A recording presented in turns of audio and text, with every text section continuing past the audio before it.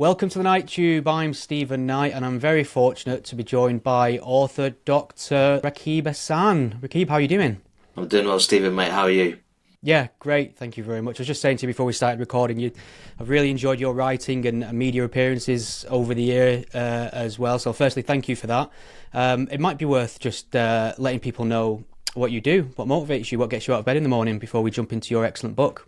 No, sure. So I'm an independent analyst, specialise in matters of social cohesion, race relations, and public security.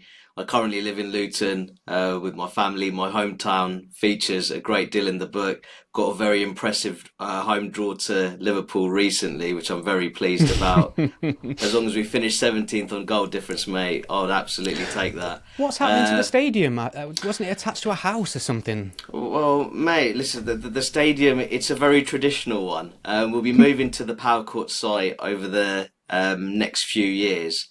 But Kenworth Road, it's a truly magnificent site, really. I call it homely. Other people might describe it differently, but for me, it's a very family-oriented, community-spirited club, and I really hope we manage to stay up this season. Good luck to you. I'm a Man United fan, so I've stayed very quiet in terms of football conversations. I think the missus had to go upstairs last night because I was shouting at the TV. Yeah, we got each other on Saturday, actually. Yeah, I'm not looking forward to that. Trafford, yeah. Not looking forward to that either, but we'll see. Yeah, let's just talk about football for an hour. This is a change of pace for me. No, we're here to talk about your excellent book, which the full title isn't. It's just there behind you for people watching the video. Beyond Grievance, What the Left Gets Wrong About Ethnic Minorities. Now, this conversation about ethnic minorities or anything race-related in general, it's completely thankless. It doesn't matter how laser-focused you are on your points and how you obviously acknowledge historical racism, current racism, you're going to come in for quite a lot of stick, aren't you, I suppose? So, I mean, are you a sadist is my first question. Why delve into this really controversial, inflammatory topic? Well, mate, I mean, I've been called far-left communist, far-right hack and Islamist infiltrator on Twitter all in the same day. But for me, it's war off a duck's back. I thought the book was much needed. If I didn't feel that was the case, I wouldn't have written it to begin with. I think many of the liberal left narratives we see surrounding ethnic minorities need to be challenged. I think all too often the members of the liberal left, they present Britain's ethnic minorities as some kind of downtrodden, miserable and victimised bloc. And I think that's something that I really wanted to take to task through the book. Definitely. And you mentioned, I mean, we both write for Spikes. I've enjoyed your writing over there over the years. You've also written for the Daily Mail. And that's one of the things that the left will instantly put you in the far right bin. They'll do this genetic fallacy of, you write for Spikes, you write for the Daily Mail.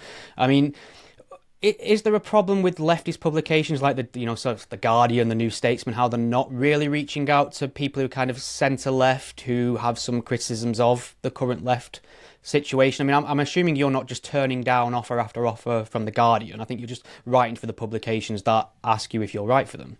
No, absolutely. And of course, if the offer was there, I would write for those publications as well. Absolutely. And I still think, for example, that the Guardian still produces very good articles, for example, when it comes to looking at how asylum seekers are disproportionately rehomed in the poorest communities in the country. And that's something that I've talked about a great deal as well, how relatively deprived working class communities disproportionately bear the brunt when it comes to those rehoming processes.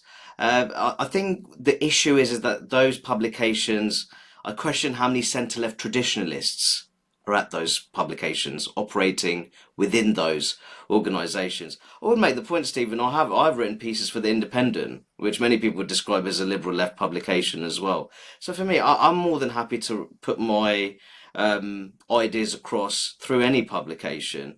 But I think naturally, because economically I would describe myself as centre-left, I care a great deal about workers' rights. I believe that there's far too much economic precariousness. I can't believe you got that sentence out. In modern day Britain. And I think crucially we need to have a discussion about how economic inequality has the potential to undermine social cohesion. I think that's a conversation certainly worth having. You But I would far describe right my, monster. but I would describe myself as a cultural conservative. I believe that a stable family unit is the finest form of social security known to humankind. I think that no man is an island. I think that individuals function better when they're within a stable family structure, but also a high trust local community. So I wouldn't describe. I think for me, the one problem I really have is the kind of devil take the hindmost materialism, which poses a threat to those organic social structures which can provide a sense of belonging and purpose. So economically, I lean to the left, but I would say socially, perhaps a small c conservative. Yeah, that makes sense. And I do find myself nodding along to a lot of small c conservatives, socially conservative ideas for sure. I suppose that, I mean, we might as well start with the only place where I feel like you really lost me in the book, just to get that out the way, Sure. is the idea of faith. Now, me having my roots in the kind of baby eating, new atheist movement, I'm very suspicious of faith, but I kind of concede that sort of the secularization of the country and our culture, we've lost something. And, this aspect of community, perhaps tradition, things like that. I suppose my feeling is we can get those things without having a resurgence of Christianity, for instance. I think my genuine thought on this is that the claims of religion are false. Therefore, that's a bad foundation to build anything on, democracy, culture, law, etc. And, we don't have to go back too far to see how bad things were when religion did dominate. Now, you kind of push the idea of faith in the book as something virtuous, something that's one of the things that helps social cohesion. I just wanted to get your thoughts on where you maybe are with faith personally. What kind of force how would it manifest in terms of maybe a Christian character of the country, perhaps? No, sure. And firstly, I've made the point in the book that with my counter-extremism background, I know how religions are exploited in order to justify terror-related objectives. I'm very clear about that. I also talk about the threat of religious identity politics. I think that really came to the fore with last year's large-scale public disorder in Leicester, which is primarily between Hindu and Muslim youths. Yeah. So I wouldn't say that I'm trivializing the threat of sectarianism. What I actually argue for and articulate in the book is a shared appreciation of faith and spirituality. And I think that's something that could move beyond the kind of religious tribalism that you may be referring to. And there is a wealth of literature, Stephen. I'm not saying that this includes you, but there are patterns of association which show that when it comes to various mental health outcomes and psychological well-being, people of faith tend to fare better across those measures compared to atheists, for example. Now, of course, there'll be exceptions to those patterns. I'm not disputing that. But I also think with faith as well, that religious and spiritual membership can provide a sense of belonging. Now, of course, you don't want those forms of membership to be divisive, and you don't want them to come at the expense of social cohesion. Absolutely not. And these are things that I very clearly expressed in the book. For me, my own personal faith, it's a very private matter.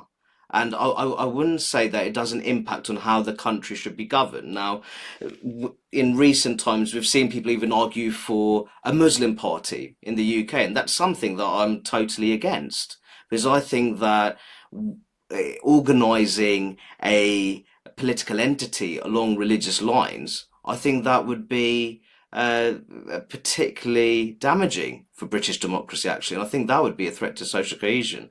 I always believe that in order to secure meaningful social, economic, and political change, it's best to engage with wider civil society as opposed to organising a tribal political organisation. But I make no apologies for the chapter in the book. I think that faith can be a source of good if it's channeled the right way. It can be a vital source of resilience and optimism. And I think that is especially important in an increasingly volatile and unpredictable world. Far too reasonable in your response there. I'll have to think of something else to pick a fight with you about. But I mean, I suppose the backdrop of this conversation is, you are a staunch defender of freedom of expression. That comes across in your writing and the book especially. But the backdrop of this conversation, we're recording this, it's the 9th of November. The weekend coming up, we're expected to see tens of thousands of people taken to the streets of London on Remembrance Day in support of the pro-Palestine cause, which is probably the most charitable way of describing it. Now, there's been a lot of debate about whether this should be allowed to go ahead. There's been a few comments made from Suella Braverman that have not gone down well in certain corners of the commentariat. Where are you in terms of the line of free speech on these people's pro-Palestinian views and rights to protest, and how do we kind of deal with the people who are outright channeling anti-Semitic sentiment in the streets or pro-Hamas sentiment? Well, firstly, I'd make the point if there's any chanting which involves incitement to violence and it's targeting a particular group, I expect the police to intervene, Stephen. My conservative values on law and order are very well documented. And I think that the Met in particular, and it's something that, as you know, that I wrote in the book, the Met is a failing organisation. It's a scandal-riddled behemoth. For me, it comes across as incredibly confused when it comes to the management of protests. The Home Secretary today has intervened in the Times. Not sure why she mentioned Northern Ireland. I think she let herself down in that particular element of the article. That was a massive misstep, wasn't it? That was a serious misstep in my view, especially considering that Stormont is not currently active. The power sharing arrangement there is not going according to plan in Northern Ireland. Why did she just wake up and think, I'll just piss off the Irish today with everything else that's going on? Very poor intervention, because I think that she made some reasonable points in the article. That there is that image, or rather there is that perception that the police handles different protests differently, based perhaps on the ideological character of those protests and demonstrations. And at the heart of policing should be neutrality. And at the moment, I don't think we're really getting that with the Met. Now, in terms of the pro-Palestine protests, in my view, they're perfectly legitimate concerns when it comes to the Israeli government's response to the October 7th terrorist attacks carried out by Hamas. And it's very clear, it's very important to make clear that they were terrorist attacks. Many people find it very difficult to even say that. Yeah. But I think that there's perfectly legitimate criticisms to be made in terms of the Israeli government's response, which increasingly looks like collective punishment of Gazans. And around half the population in Gaza is actually under the age of 18, which means that there's a very good chunk of the population that wasn't even born last time elections were held in Gaza. So I have very serious concerns in terms of in my view, those forms of collective punishment. But I think the real worry for me is that we are seeing forms of anti-Semitism. That focus on Israeli government policy, it often descends into anti-Semitism, or far too often for my liking, put it that way. And I think that needs to be called out more by people within the pro-Palestine movement. And I think viewing British Jews as an extension almost of the state of Israel, I think that's wholly incorrect. And I think that needs to be called out, in my opinion. And I say this as someone I've often talked about, as you know, Stephen, the threat of Islamist extremism, which is the principal terror threat in the UK. You can have very valid concerns over Islamist extremism, in my view, and but at the same time acknowledge that there are legitimate criticisms to be made about Israeli government policy, and also support Palestinian statehood more generally. So that would be my view on the issue. All right, fair enough. I mean, just to pivot away from something controversial to something not controversial at all, which is Brexit, which is a huge cultural and democratic issue in our country, as you know. I mean, I voted Leave, and I still maintain I made the right call there.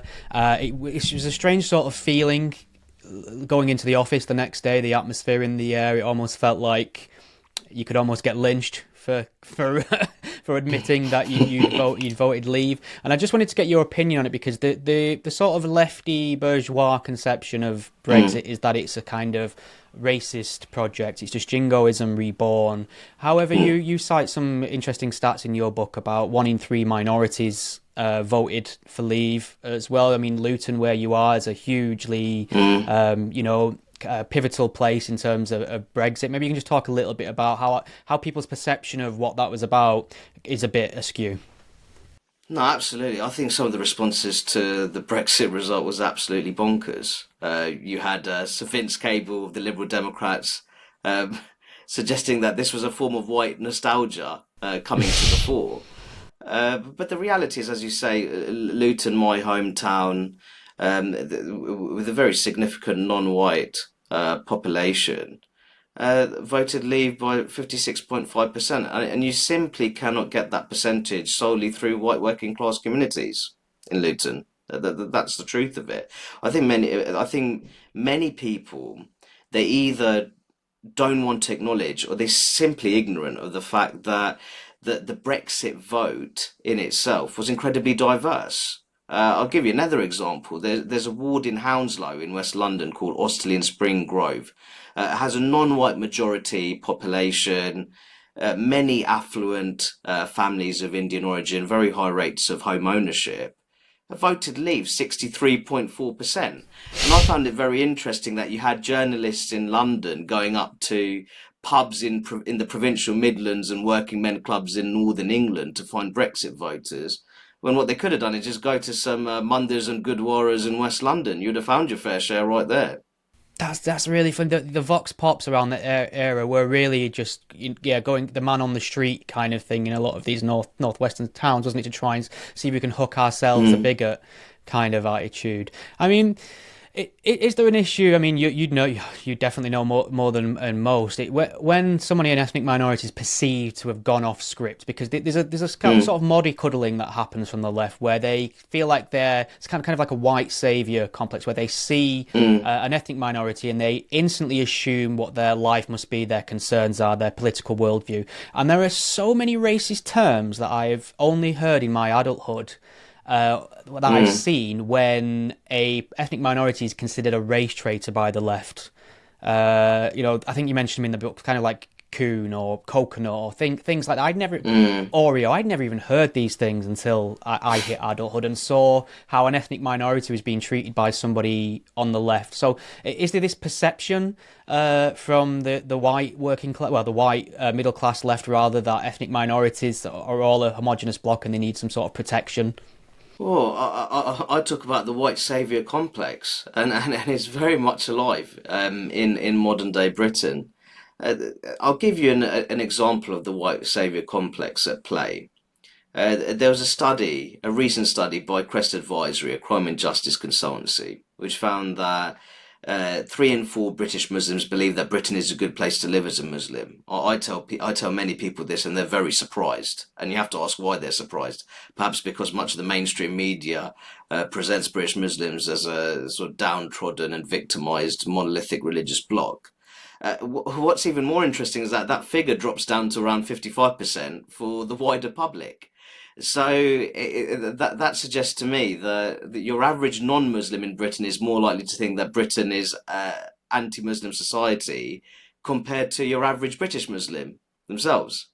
So I think that very much shows how white saviour complex, how it really plays out.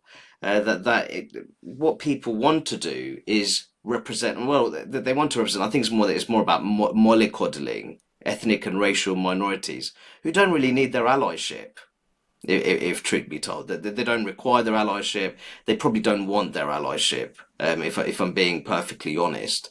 Many British Muslim communities, they're incredibly resilient, they're determined, they're hardworking, they're incredibly family oriented, and they don't have the victim mentality that many of their so-called identitarian representatives possess. And that's something that I wanted to make very clear in Beyond Grievance.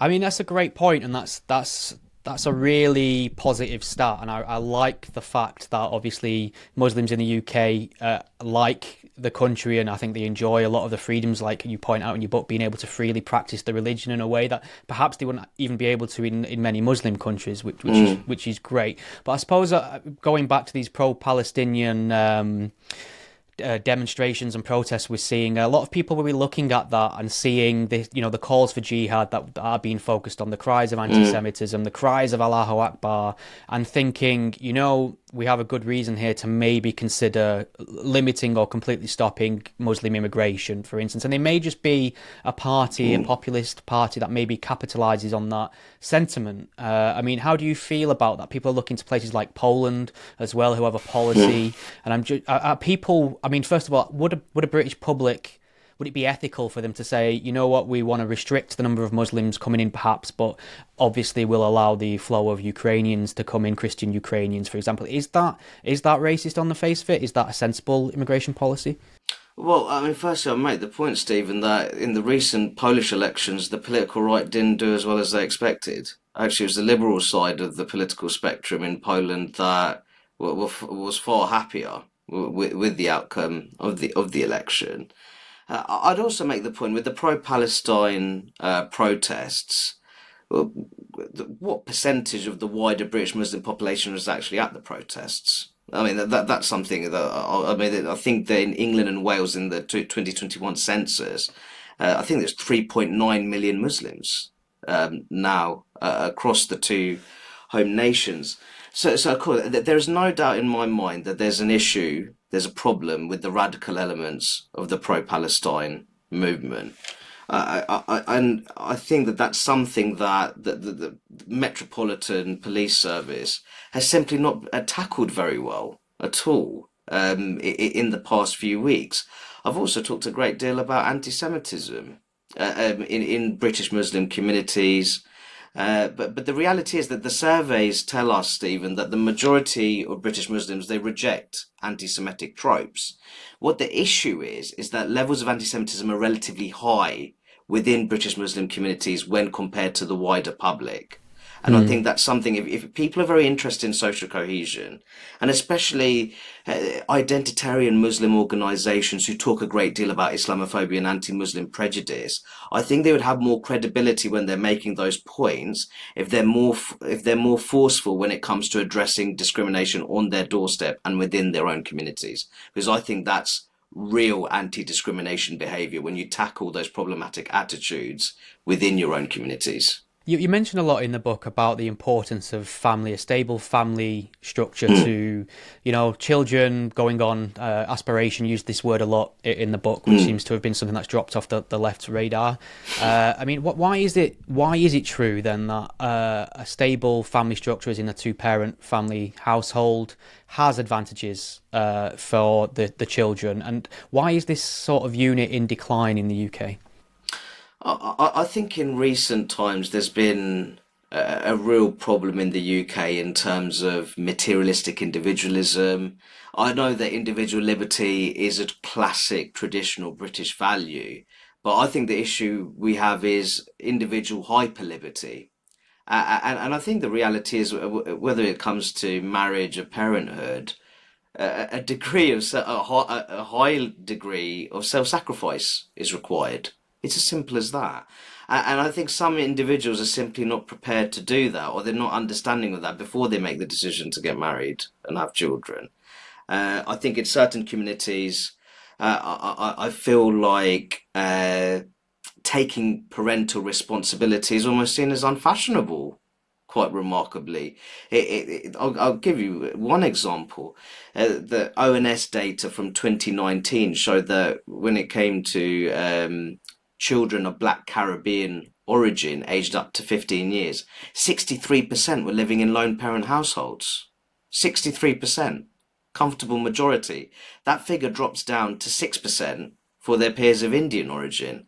And I think that having stable two-parent households, now I'd make the point, someone could be born to a two-parent home and they could end up being a gross underachiever who even falls into the criminal justice system. Someone could be raised by a single parent and they could go on to achieve truly remarkable things, including building a stable family of their own in adulthood.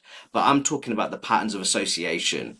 Which model of family structure is most strongly associated with positive youth outcomes, whether that's mental well-being, physical health, level of school attainment, cognitive development, then further down the line, labour market integration. And it's very clear that a two-parent household spearheaded by a married couple, because married couples are less likely to disintegrate compared to parents who may be cohabitating, that is the family model which remains most strongly tied to those positive youth outcomes and young people's development. And unfortunately, we have many politicians who have benefited from this family structure, this family model, who seem to tell us that families come in all sizes and structures and they're all equally successful, but they live very socially conservative lives themselves, whilst peddling, in my view, this quite damaging form of social liberalism.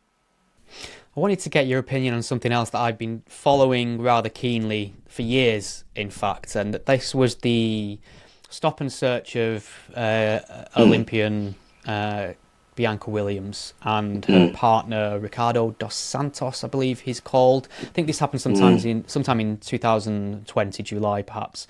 And it became a national scandal because Bianca Williams publicly claimed she was a victim of racial profiling.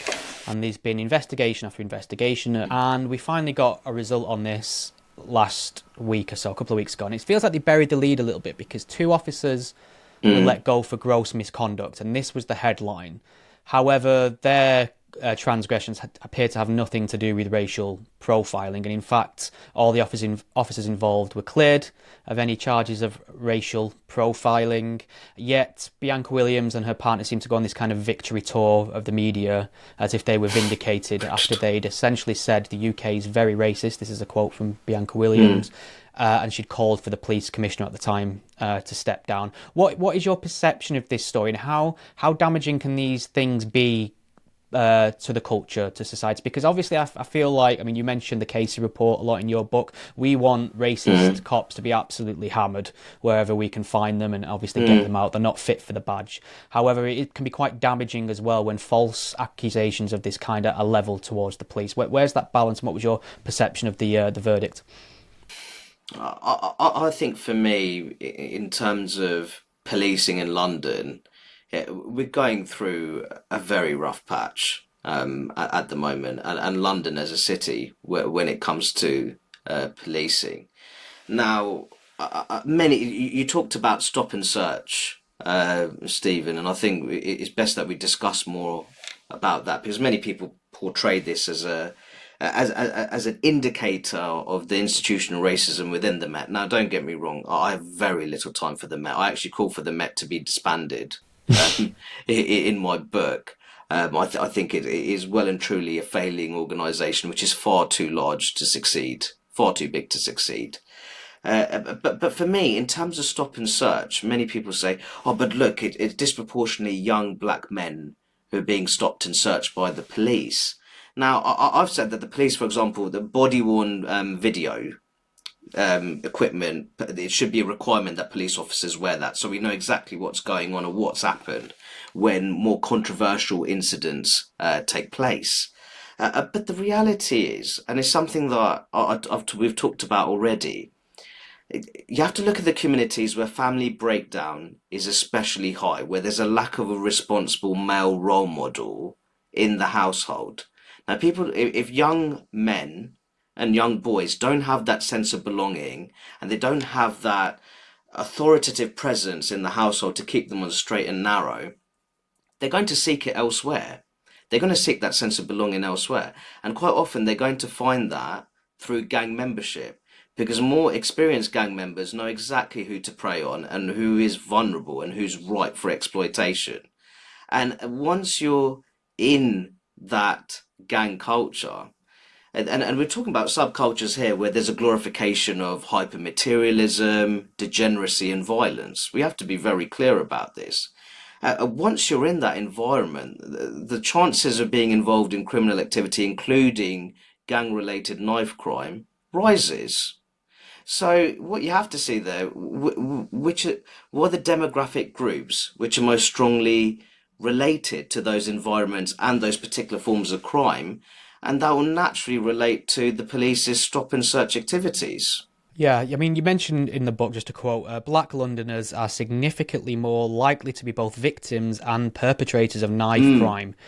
To ignore these details when absolutely. discussing disparities in stop and search rates makes little sense. So, I mean, on the face of it, people who aren't invested in this, who aren't aware of cultural aspects and things like that, will just see the stats or they'll see the pictures of people arrested for knife crime and see a Mm, disproportionately number of black male faces. It tends to be a male crime. I don't know if you saw.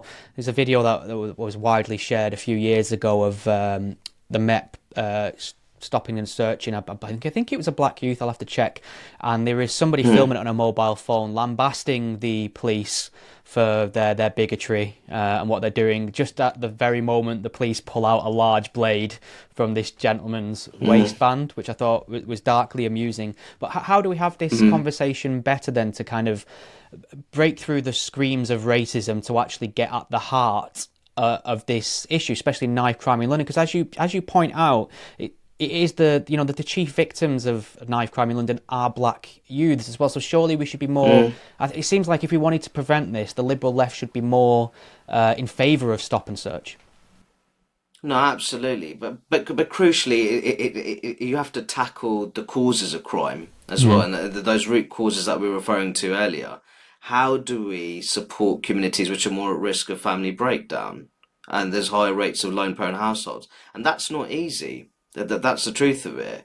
There's been a great deal of social damage that's been done on that front, and it's very difficult for government to respond to that. Much of the change, the beneficial change that you have to see, has to come from within those communities. Stephen, that's the truth of it. But I've always made the point because we had the emergence of BLM in this country, which I thought was totally bizarre. US inspired racial identity politics being aggressively imported to the point you have BLM demonstrators chanting "Don't shoot at British police officers." The vast majority are largely unarmed and support that model of policing as well. But if you truly care about young black lives in Britain, you would talk more about knife crime. You'd talk about why it's taking place. That's the truth of it. You talk about the fatherlessness epidemic in many inner city communities. And the reality is that I don't hear many pro BLM activists talk about those kind of issues. So I think that when it comes to left wing activism, that's the problem that I have. It seems to me that people are very selective when they care about black lives in Britain. And I take real issue with that. No, that's a great point. I mean, you share this huge bugbear with me about importing American identity politics and their grievances, and I mean, Mm, their history is not our history. Their problems are not our not problems. But close. we did see after the George Floyd incident, murder rather, we did seem to see a kind of copy and paste of American grievance, transposed onto British society. And, I mean, is it social media? Is that driving us all nuts now that the entire world can lose its mind over one man murdered in America in a way that really wasn't concluded as a racist murder, but it became emblematic of the problem of race relations globally and the problems with the police. I think we still have people kneeling at football games, much to my chagrin. Is this social media mixed with America's problems a big problem for us? I think it's useful. The world is more interconnected, more, I'd say deeply interconnected, and you'll have ideological activists exchanging ideas, tactics, and all the rest of it across, not just across countries, across continents. The issue for me is that there's a grave intellectual deficit on the British left. They're unable to cultivate an attractive and inclusive anti-racist politics which is rooted in Britain's heritage, history, and current day circumstances. And you have this brainless importation of American culture wars, which is just truly remarkable to the point that I've seen British left-wing activists use the acronym BPOC, and the I, Stephen, stands for indigenous.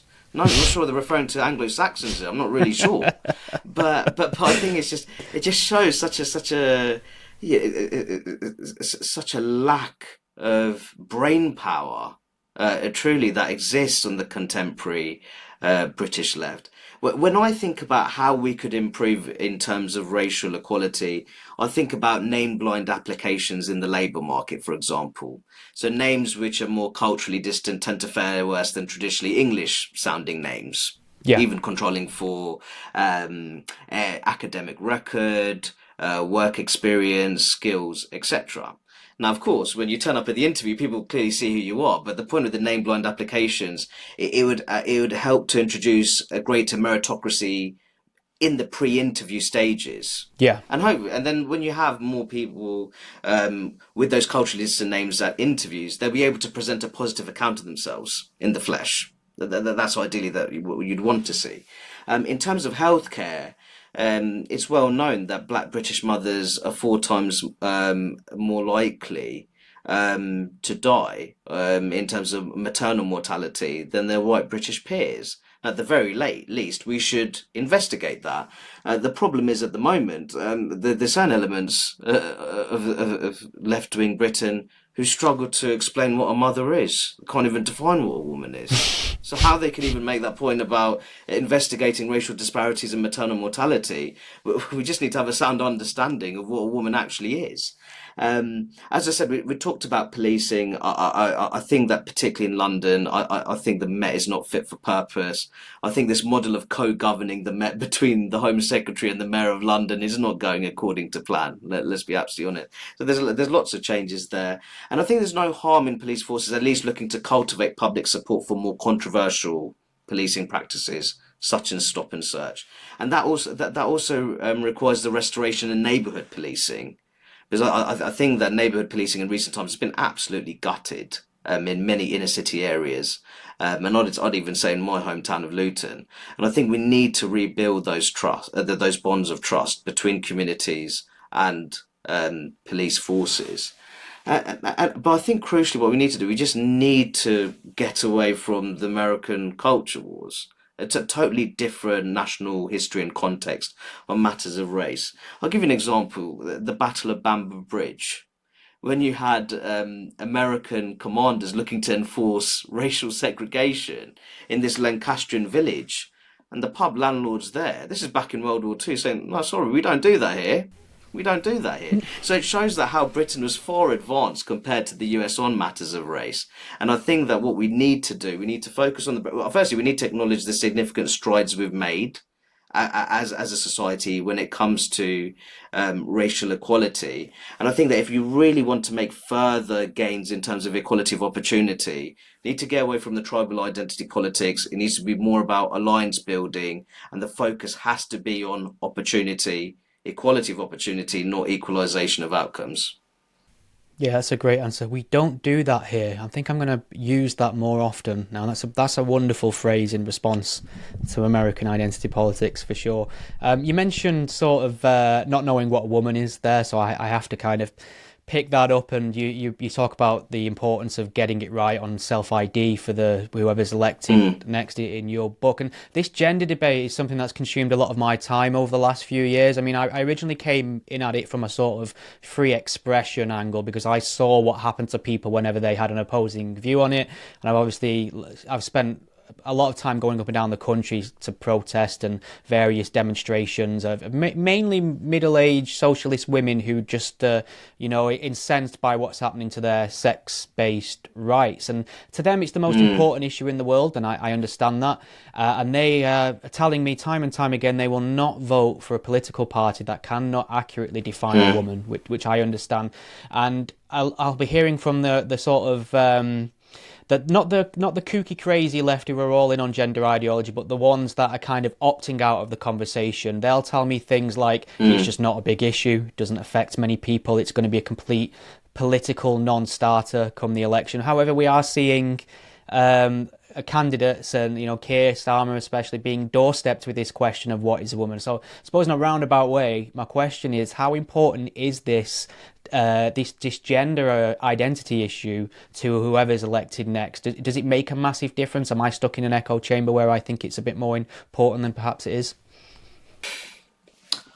I think that naturally, when it comes to the general election, there'll be issues such as cost of living. I think cost of living will be at the very top, especially for families with younger children, also people living with disabilities. I also think that we have an astronomical backlog when it comes to the NHS. The waiting lists are at a truly remarkable length. And I think in housing, we have a backlog in the region of 4 million homes, according to a Centre for Cities report. So I think those issues, to be honest, will come to the fore. Issues such as poverty reduction, which Labour traditionally will be far more trusted than the Conservatives.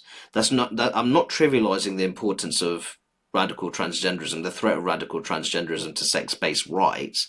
I just think these are the issues which are going to dominate, or rather they're going to be at the forefront of people's minds ahead of the next general election.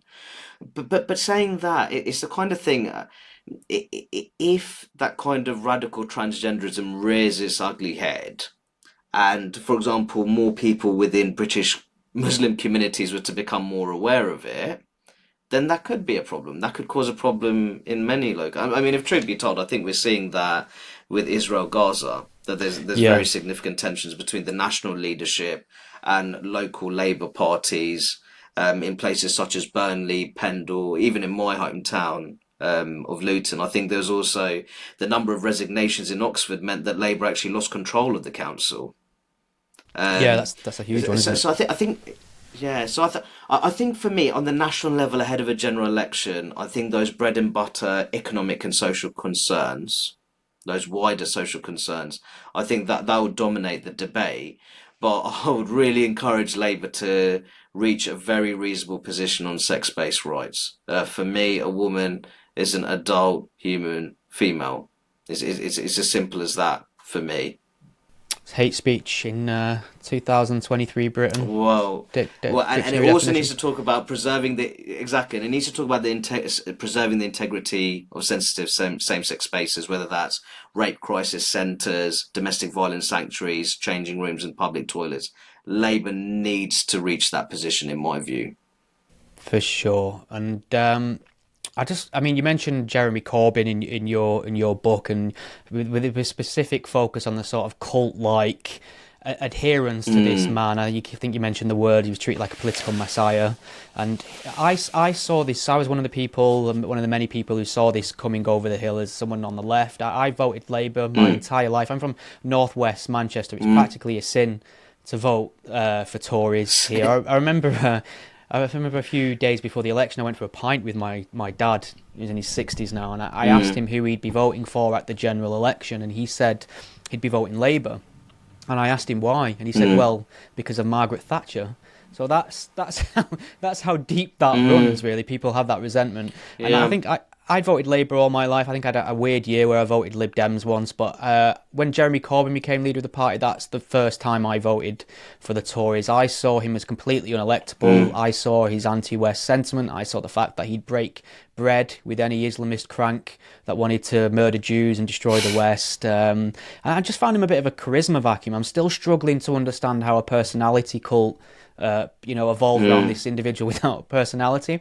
So I suppose my question is, how damaging was the Corbyn experiment really to the British left? I mean, to my mind, it seemed to put a Tory majority in power and leave them completely unopposed for the longest time. Well, the last general election was Labour's worst in terms of seats since 1935.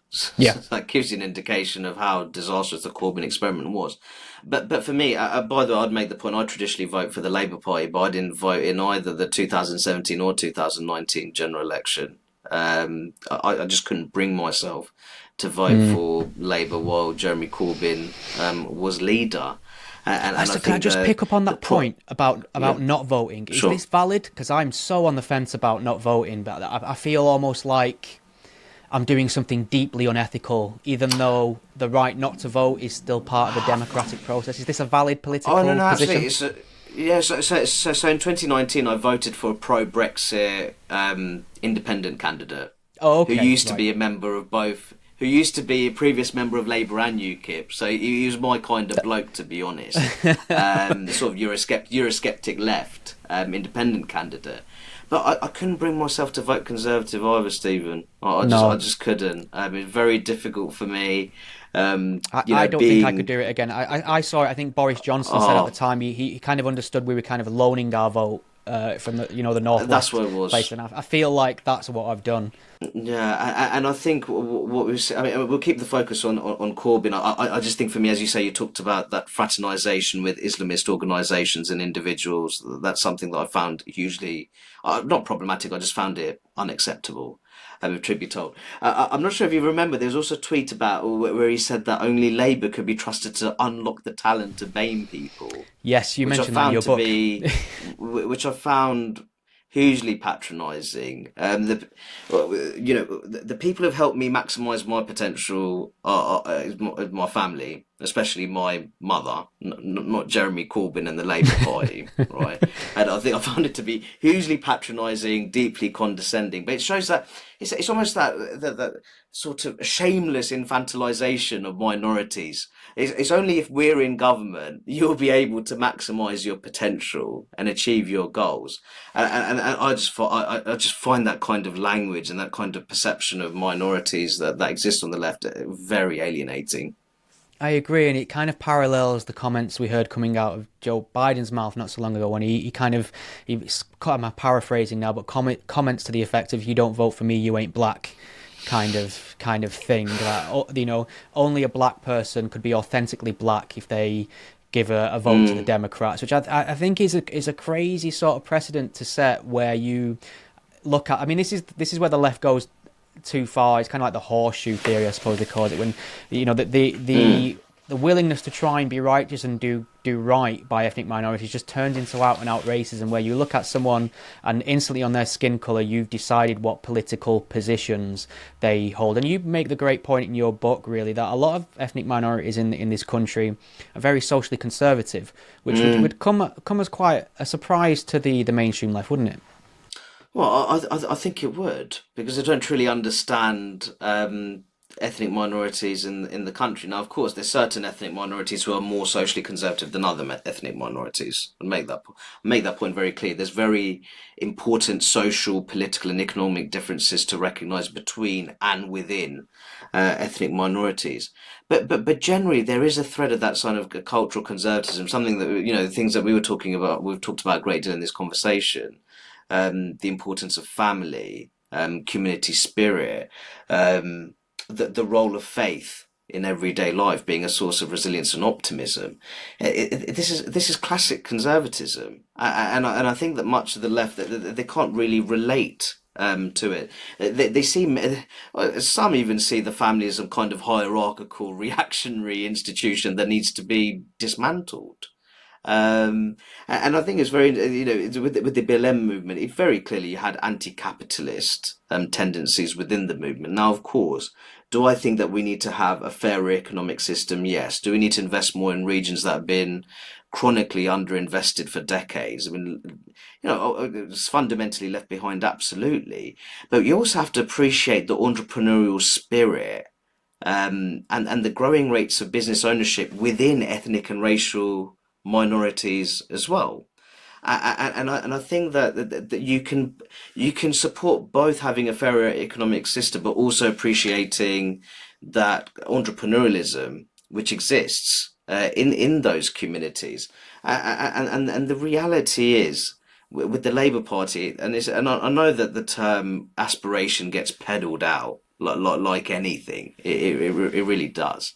Um, but for me, it does need to at least engage with people's ambitions, whether that's achieving well in an academic sense, looking to make headway in terms of their small business, wanting to progress in the labour market, and also home ownership.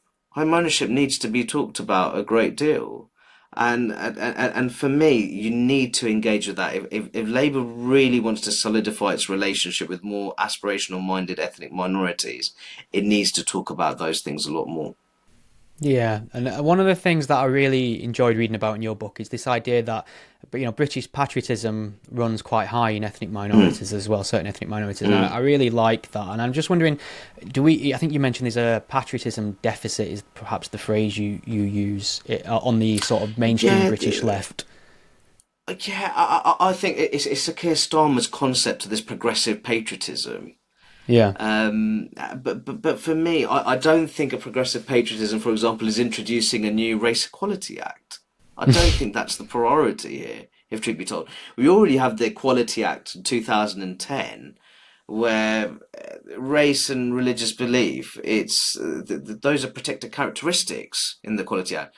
We're home to some of the strongest equality bodies in the world, compared to other EU member states. Compared to EU member states rather, such as France, Germany, the Netherlands, Spain, Italy, Commonwealth partners such as Australia and New Zealand. And Stephen, we comfortably outperform all of them when it comes to providing anti-discrimination protections on the grounds of race, ethnicity, and religion. So I don't understand why a Race Equality Act is even needed. Because when you're looking at a lot of those racial and ethnic disparities, like some of them educationally, it's actually white working class lads that are faring quite badly. What's the Race Equality Act going to do about that? The reality is many of these disparities exist because it comes down to family structure and community culture. That needs to be talked about a lot more when we're looking at these kind of disparities and when we're discussing them and when we're looking to design social policy in terms of addressing the key problems at hand. So progressive patriotism for me, it's Islamophobia Awareness Month apparently, this month. And Awkward. for me, and I'll just say this from my own personal British Muslim perspective, Britain is arguably the greatest place to live as a Muslim, and that's largely because of the combination of religious and economic freedoms. And when you look at, the sort of social context in many Muslim majority countries, in my view, it's hugely unfavourable compared to the UK. We have a king, King Charles III. He's championed Muslim contributions to the European Renaissance, extolled the virtues of Islamic finance, and he's even talked about Islam's emphasis on environmental sustainability. The rea- we're having Islamophobic Awareness Month. I see Britain as a Muslim-friendly society. So for me, it's chalk and cheese. Totally different worldviews there. So my progressive patriotism would be saying this country, for example, when it comes to, and it's something that Kemi Badenoch said, at I wanted Conservative her to be Party prime conference, minister that so bad. I lost uh, interest in you the know, whole thing when she as, didn't make it. she, yeah, and it's saying that Britain is the best place to be black. The response to that, I mean, among some in the liberal left was outrageous. In my view, but in my view, that's what progressive patriotism for me is actually focusing on how we're a relative, for all our flaws, we're a relatively successful multiracial democracy, and we should take pride. And we should take pride in our, the considerable religious freedoms that people enjoy, without letting them be exploited. I think that point also needs to be made. But for me, that would be my idea. Progressive patriotism, it has to be positive and it has to be optimistic. For me, it far too much based on doom and gloom, in my opinion. I mean, do we have a problem? And by we, I mean Britain, or maybe not even Britain. Just Mm, perhaps England in terms of national pride, because it seems to actually be celebrated in places like Wales, Ireland, Scotland. There's this mm, big thing of this is Scottish and we're proud of it. This is Welsh, is Irish, and we're proud of mm. it. In England, it seems that people are very suspicious of anyone who has any national pride. And I suppose that does tie into historic right wing fascism and fascist groups in the country that have exploited this sense of national pride and tradition and, give it a bad reputation. I mean, what are the merits of national pride, really? Is this something we could do it a little bit more of? I think the reason why much of our political leadership is insecure about English identity is because England is the largest home nation by distance. If Mm. you were to look at the economies of the home nations, it's the largest economy, but by some distance as well, incorporating London. So I think there's a sense that if we were to talk about English identity too much, that would compromise the union.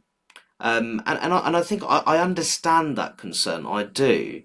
But what it does, it also leaves a vacuum. For me, I come from the town where the EDL was established, following the Butchers of Basra demonstrations, I think for me, there's absolutely no harm in cultivating a healthy English identity within the context of the Union. And you see Scottish nationalism and Welsh nationalism. You have the national identities there, which come across as incredibly inclusive. You have ethnic minority people in those two home nations say quite proudly, they're proud to be Welsh, they're proud to be Scottish. And for me, there's no harm at all, in my view, in having that dynamic in England as well. And I think there's a great deal to be proud of in terms of English pride. That's the truth of it. And I think there's a very serious issue here with politicians. It's ultimately just putting their head in the sand. I think that's what it is. And I think without that sense of at least investing and cultivating a civic English identity, I think there'll be a greater. It runs the risk of generating disillusionment, especially among white English people who feel that they're being deprived of, their sense, or rather their wanting to be proud in their own home nation. And I think that's something that is an issue. I mean, that you've just made me think of something. I mean, this would have been taboo to have raised generations ago, and it probably is taboo now, I suppose. But this idea of, I mean, I think it was been termed reverse racism or anti-white racism. It seemed like such a silly concept years ago. Now, when you put it in the context of sort of young white Brits being told they have, this innate white privilege and have it better than everyone else, and you mentioned that their attainment in the academic setting isn't great, and they're falling short of like our Asian Brits and various other groups. I mean, do people have a good shout now to say there is actually somewhat of anti-white sentiment? And this is, chiefly this comes from other white people. To be fair, middle class social justice activists, it tends to come from them. Is there a good shout for people to say actually there is quite a bit of anti-white racism in the air, or is that completely bonkers? Stephen, a lot of people, the kind of middle class, economically secure activists that you're referring to, they use white privilege as a way to deflect attention away from their own socioeconomic privilege. Right. That's the truth of it. So what they're looking to ultimately shift attention away from their own class-based advantages. It also offers them the opportunity to appear rebellious or on the side of fashionable social justice causes while living a life of comfort. That's why they like white privilege theories as much as they do. And I also think it's terribly depressing to tell, in my view, deeply underprivileged white working class lads, some of whom may well come from dysfunctional family backgrounds, attend very poorly invested schools and live in communities which have been atomized, have been ripped apart, with those civic institutions no longer existing, largely through what's rather severe industrial decline, to then tell them that they're privileged on the grounds of their race. I find it absolutely remarkable, and those are the kind of communities that Labour are fundamentally disconnected. They don't have a serious, connection with those communities, in my view. So this is why I think white privilege theories, much of this has been imported from the United States. It has no real usefulness in terms of understanding modern Britain. And it certainly has no use when it comes to designing effective social policy. Because I think that the greatest privilege, in my view, is belonging to a loving and stable family unit. That's the greatest advantage a young person can have, irrespective of their protected characteristics, their racial identity, and all the rest of it. And what also counts for a lot is the kind of community they live in. If it's a high trust community where they feel a sense of belonging, they might have other people in the community asking them how they're doing, how they're progressing at school. They feel like that they're being supported, and there's a support network beyond the family unit as well. Those are the kind of things that I care about, and those are the kind of things we need to talk about more when it comes to young people's development, not their racial identity. Yeah, well said, Rakib. This has flown by, and like I said, I really, really enjoyed the book. I'm happy to recommend it to as many people as possible who want to learn a bit more about where Britain truly is in terms of race relations and what needs improving and what some of our, false perceptions about it. Is there anything else you'd like to point people towards before I let you get back to what's left of your evening? Well, no, actually, I mean, I hope that people have enjoyed our conversation a great deal. If they want to really tuck into those arguments more deeply, they can purchase Beyond Grievance: What the Left Gets Wrong About Ethnic Minorities. I think at the moment it's below £9 on Amazon Prime, so I'd say that's an Absolute absolute bargain. bargain. Absolute bargain, yeah. And if they'd like to follow me and follow my work, they can give me a follow on Twitter/X. That'll be at Rakib Ehsan, RAKIBEHSAN. Awesome. I still can't say X. It's always going to be Twitter, isn't it? Yeah, I think I've moved a bit away from Twitter. I do Twitter/X. I'm at that stage right now, but but calling it simply X. I'm not at that stage yet. So kind of pre-transition period for sure. All right, man. It's been a pleasure. Thank you very much. I really appreciate it. No, Stephen, thank you for having me.